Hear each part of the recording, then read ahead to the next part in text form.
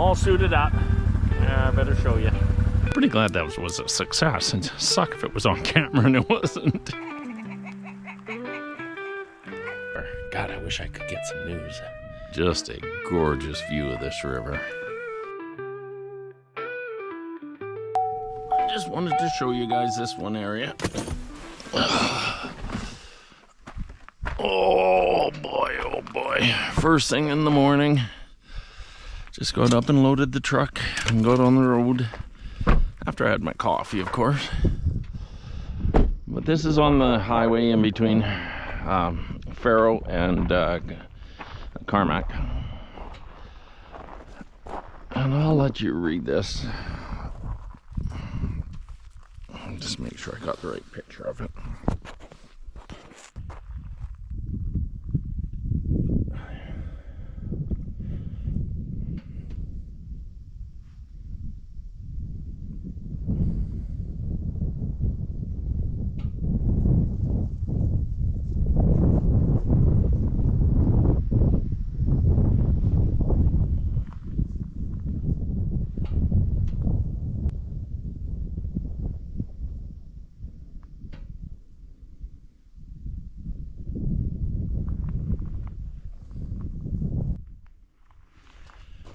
Pretty wild, eh?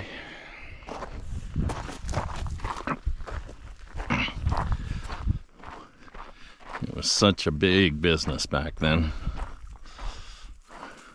This is also just a gorgeous view of this river. Oh, look at that lake way over there.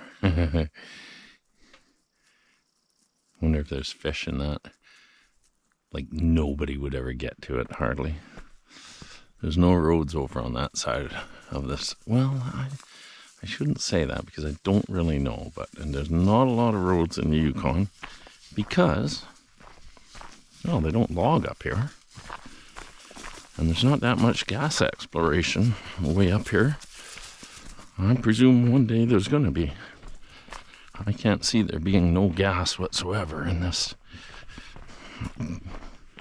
northern country. Just a matter of when they run out down south. This must be the old road bed too. How's that for a view of the river?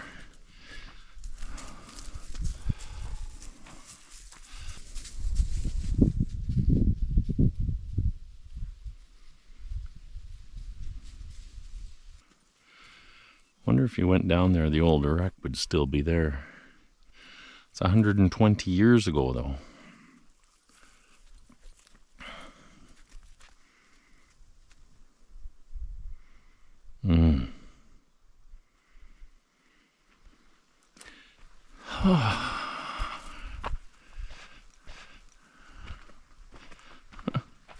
This almost looks like an old mineral lick.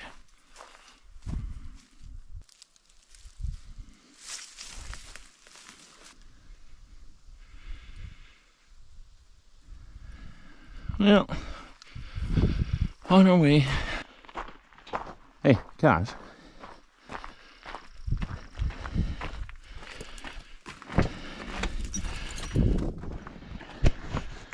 My window's failing me.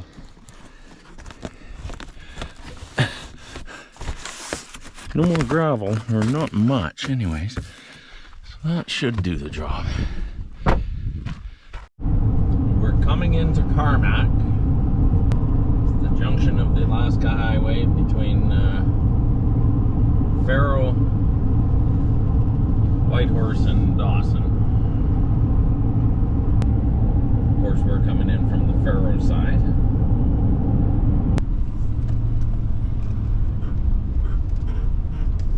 Kind of got to double back a bit to get to Carmacks.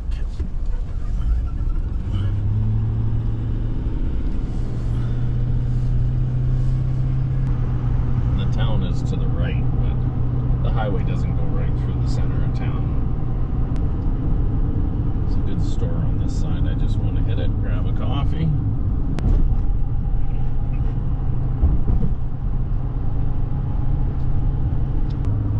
I think I've got enough diesel to make it to Whitehorse, so I'm not going to buy diesel here. This is the start of the Dempster Highway. I got fueled up. And we're on our way up to the Tombstone Mountains. Probably spent a couple of days up there. Good morning.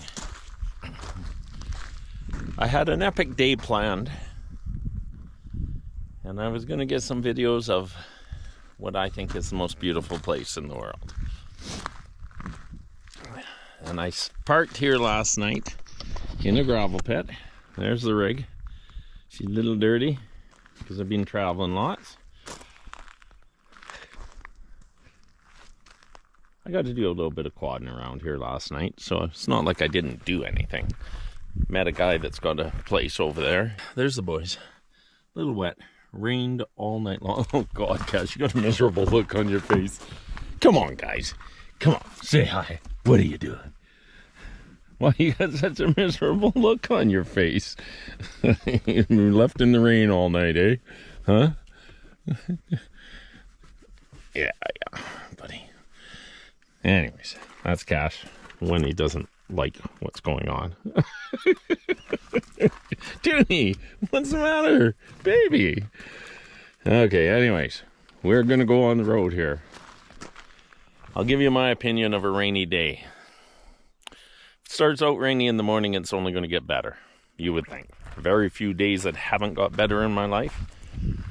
So I just usually do shit anyways. So I'm going to go up that hill and up to the Tombstone Mountains. I would love to have shown it to you in a nice sunny day, but that's not the way it's going to be. It's either that or I go back into town, I don't know, do laundry, and just kind of do stuff that I don't really like. So piss on it. I'm going up the hill. I'll find a place to camp, and worst case scenario, I wait out a rainy day. I go fishing in the rain. I do whatever in the rain. But regardless, we're going up to see the Tombstones. Okay, I think it'll be nice enough. I mean, the only thing that messes you up is cloud cover. God, I wish I could get some news. So guys, I'm going to start showing you the Tombstone Mountains, even though we are on a very, very wet day. Look at that beaver dam there. A couple of beaver houses. You have a interpretive center up here. It gives you all the information you need on the Tombstone Mountains and all that. I'm hoping it's open, because I will go inside. For me, just ask the weather.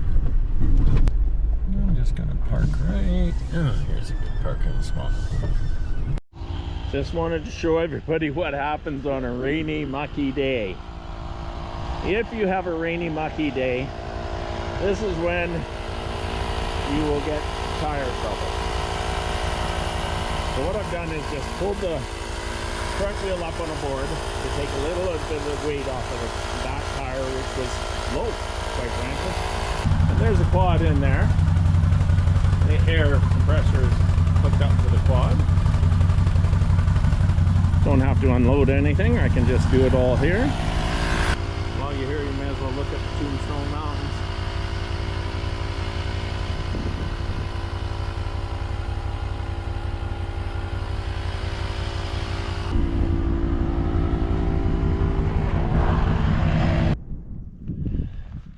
So guys,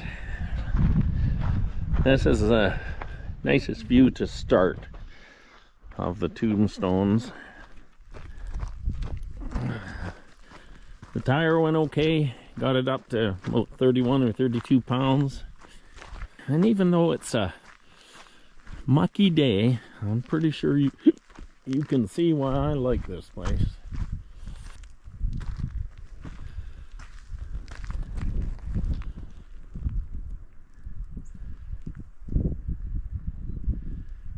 Basically the start of the Arctic tundra. Hey guys, come here.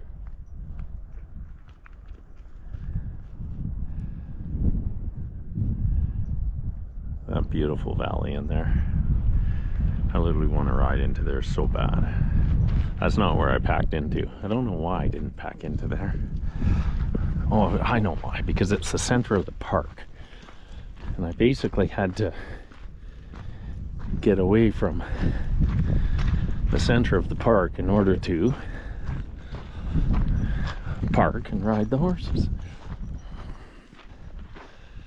That's the Blackstone River. I just even think the name's cool. Holy crap, she's a windy, cold day though. I have to get a few more clothes on, even to go for a hike. That's okay. You just put a windbreak on. I'll put my rain pants on.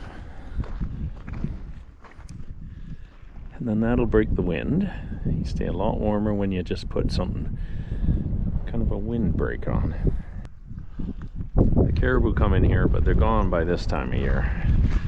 They've gone north. If you're in a tent today, you'd for sure need some wood for a fire.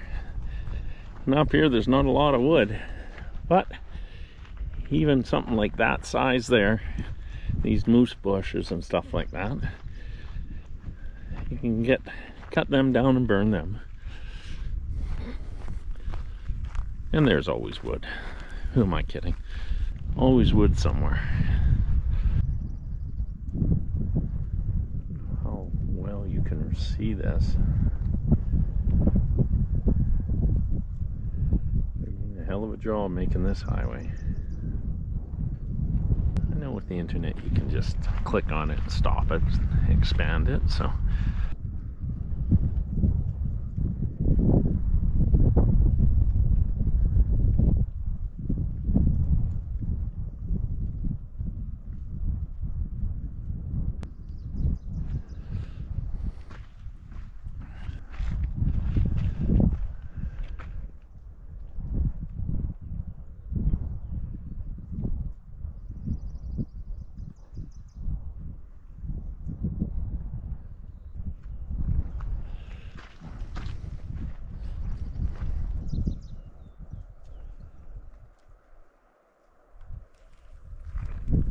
Hey guys, let's go a little further, then get suited up, then we'll go for a bit of a hike.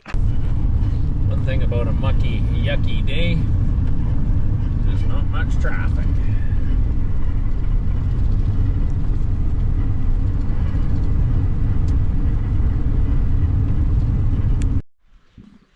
So, I'm about 100 kilometers in,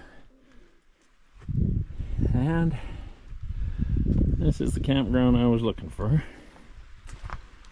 There's one other fella here. Says he's been here for 5 days, which is freaking awesome. There he is over there. And this is now my front door until the foreseeable future.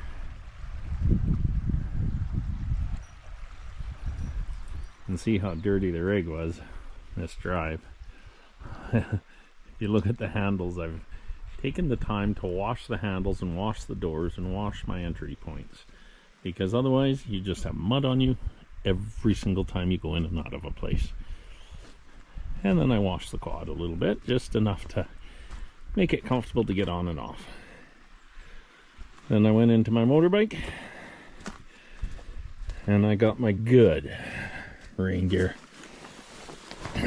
Made in Sweden. This stuff is indestructible. That's, oh, I'm gonna say Grundum, but I don't know. I've used it so much I've wore the name off it. Anyways, I'll look it up online one time. And this stuff here is unbelievable, and it's not too noisy too. Kind of looks like it's breaking down a little bit, but still got a lot of good years left in it. Let's see if there's a tag on the inside. Okay, here it is. Grundens. And I use that on my motorbike and everywhere. All suited up with that stuff. I never get wet.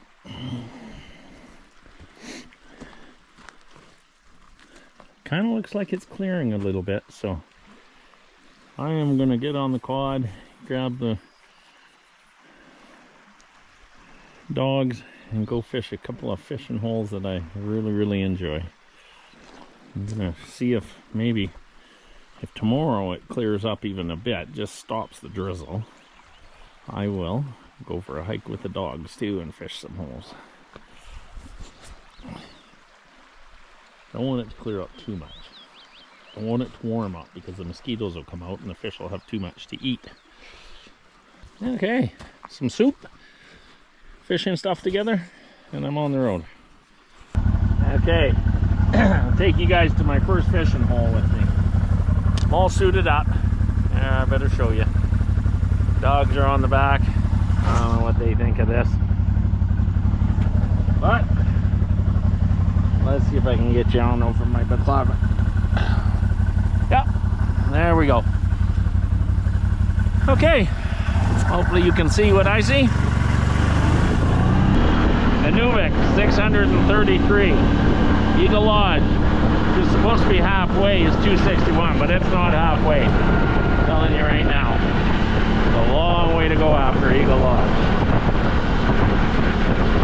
How do I know that? Because I rode it on my motorbike. You can imagine at the right time of year when all the caribou are here, the bear and herd caribou.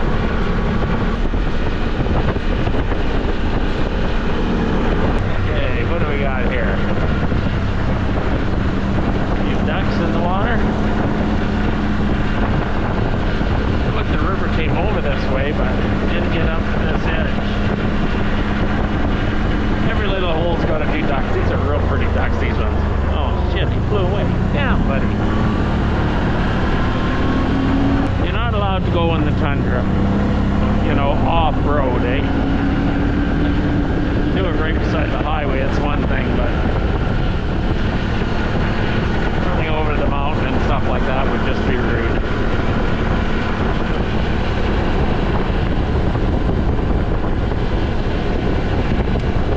That's not the river, that's just a great big pond.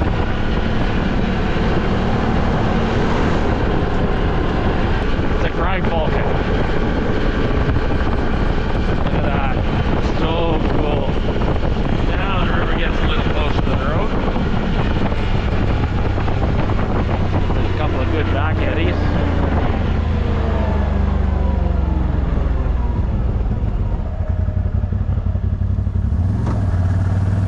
Okay, let's just try it right here regardless.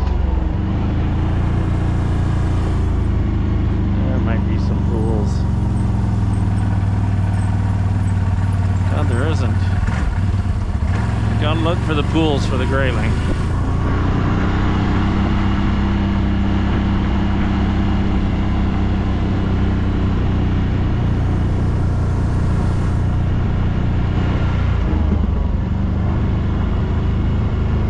Sounds like I'm being picky, but I know where the graylings sit. Right on the back side of this.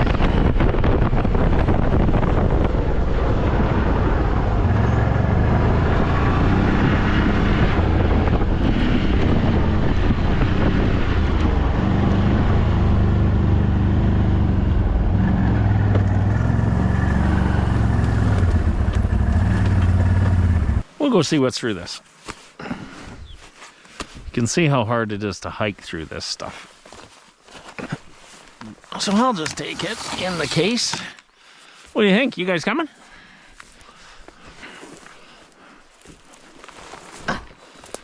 Cash, get him!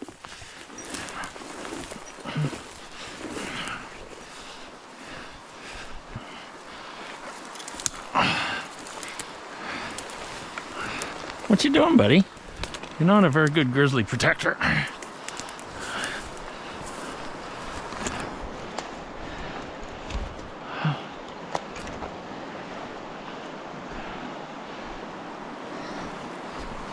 Okay. Pretty wide open. Well, let's just try it in this little pool here.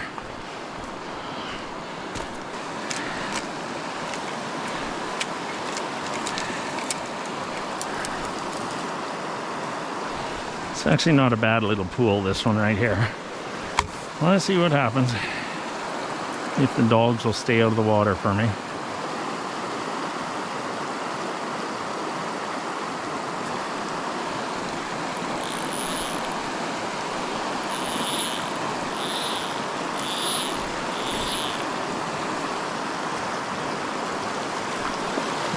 right off the bat.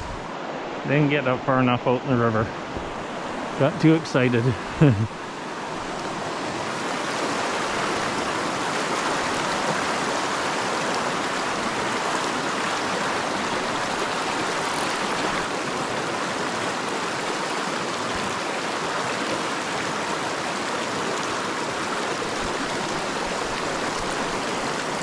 Well, I caught a nice stick.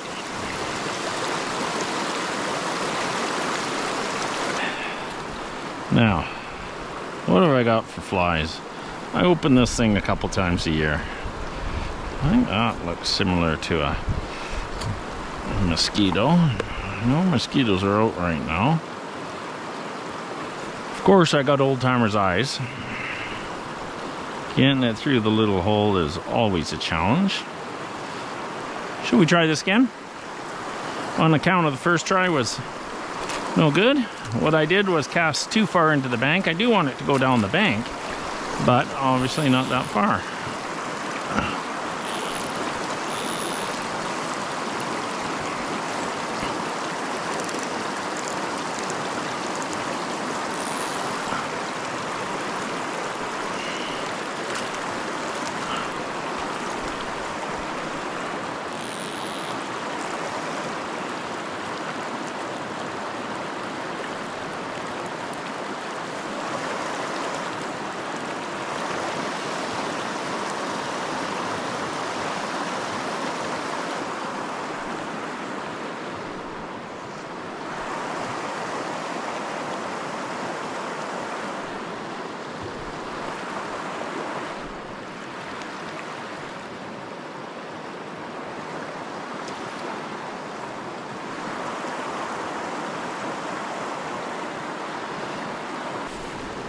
Let's try it a little further down.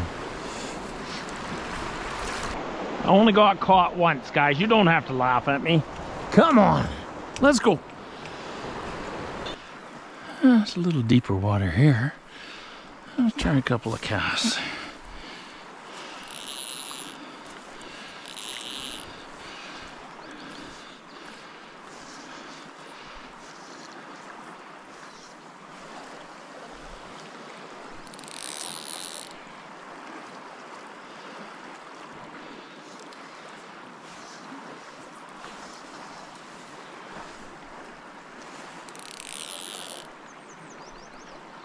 Just as I suspected, this water's too fast with no pools.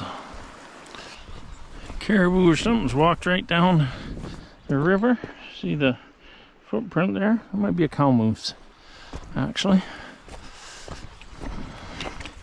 What you don't want to run into is a cow moose with a baby. Okay, we're gonna go back to the road. We tried this area.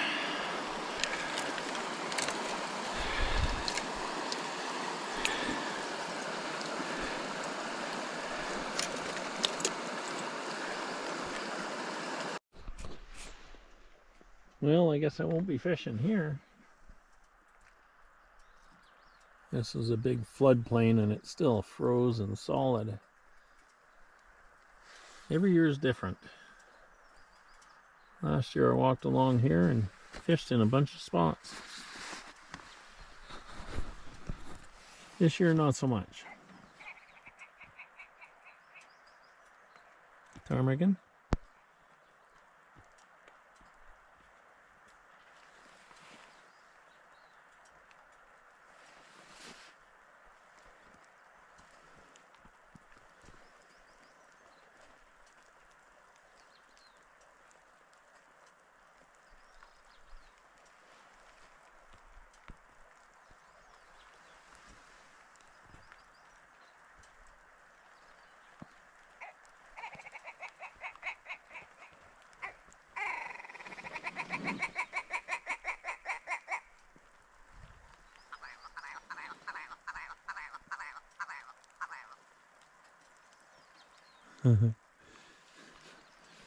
Hope you guys can hear that. They make a weird sound. It's almost like they're talking.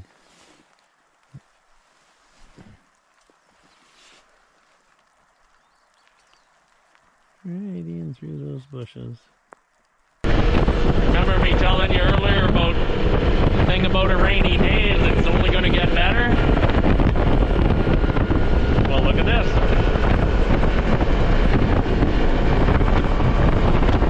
Got sunny spots over to my right. High rain clouds straight ahead. Heavy rain clouds behind me. I wasn't going to go that way, but I literally ran into the rain clouds and went, this on that, it's just as nice the other way. Turned around and headed her back. So I mean, if I want to keep fishing, I just go on the other side of where I'm camped. I'm probably going to go to camp and relax for a bit. Basically, I got up and gave her this morning. And then found camp, set up, and I've been quadding and fishing ever since. Boy, oh boy, life is hard. Even to this day, I get nervous when I'm going on a new trail.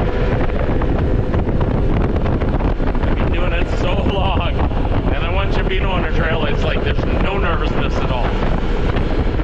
But just the well, you know, I guess I can't even call it a nervousness. It's just the anticipation of something new. It just gets me. It fucking just gets me. Like that hill right there. I would like to just ride over that hill. I don't think I've ever read this board. Let's read this board just cause. You guys can jump off or stay on or whatever you want. Your decision, okay? Whatever you want to do. Moose Lake.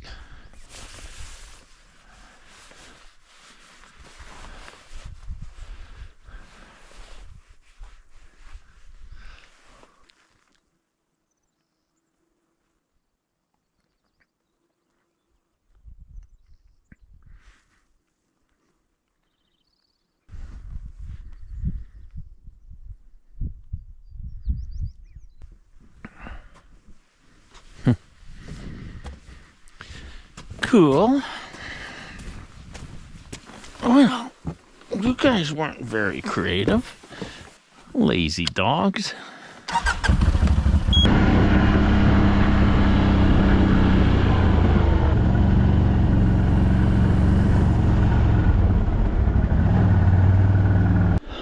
Okay, guys. I'm supposed to show you how to light a fire and shit like this, but I was a little too tired and I just got back, and so I just did it. Looking at this tree here, and there's none of these trees that are any good for any sort of light and fire. You have to find a dead tree. Evergreen trees are the best, and once you find dead branches, let's find a tree with dead branches.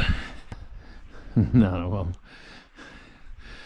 the reason being, I think, that the moose come down here and trim the trees all the time. Now, if you're in the bush, wood like this is awesome. That's dead wood. Okay, there's some more right here. Okay. I think this little one's dead. Yeah, it's not totally dead. Well, it is. As long as you can find little dead branches like this. I had a piece of wood in the back of my truck, and I just cut it up in little pieces. And as you can see, right off the bat, fire circle as my eyes is silly, because I don't know who designed it back in the day. You need your open ends because you want to grab big long logs, because that's what's in the bush all the time. And you're not cutting wood in the bush, you're just dragging logs over, lay it over the fire, burn the middle of the log, and put the ends in together. Nowadays we have this fancy stuff called fire starter, and even when I'm in the bush I use this. Really quite easy. Once you've got your logs started nicely, we got to get this going nicely. down where the wind is. And just drop it in there.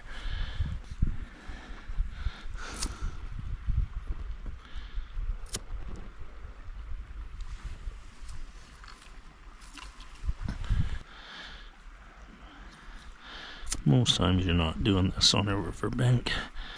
You're a little ways away in the trees, and the wind isn't bothering you like this.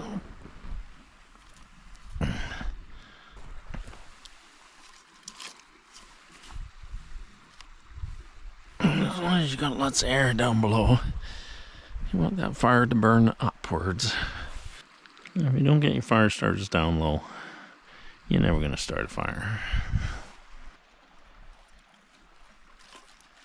You really don't want to move it much once you got anything going at all. Let the flames get going. Be patient enough to let the flames do their job first. There, next time I'll do it from a tree though.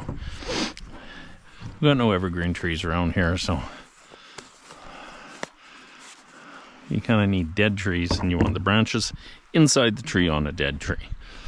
They're the best kindling in the world, bar none, except for the kindling of all kindling, which is a little needle bundle. That's a bundle of needles that have fallen over the years and lay on a tree branch, and they're just like explosive little fire starters. One day I'll find one and I'll show you guys how they work. And then of course there's pitch, but pitch does the same thing as the fire starter does. You can find pitch everywhere in the forest. Just a matter of going and getting it. There's another nice dead one right there. Look at that. That's how long it took for that fire to go. So I'm pretty glad that was a success, and suck if it was on camera and it wasn't. It doesn't usually take me any more than one try, but I've had failures. When I'm in the bush, which I was real happy to see, is something like this. When you leave a camp, you leave something like that for the next person. When I get to a camp, if I have a fire, I have a bundle under an evergreen tree. These aren't evergreen trees, obviously, but I have a bundle and I have it in a dry spot, and it's there the whole time I'm in that camp. And it's there for the days that I get back when I've gotten shit all day. Being out in the freezing cold, wind coming in 100 miles an hour sideways, blizzard, I don't know, just shit happens. And that dry bunch of wood saved my ass more than once.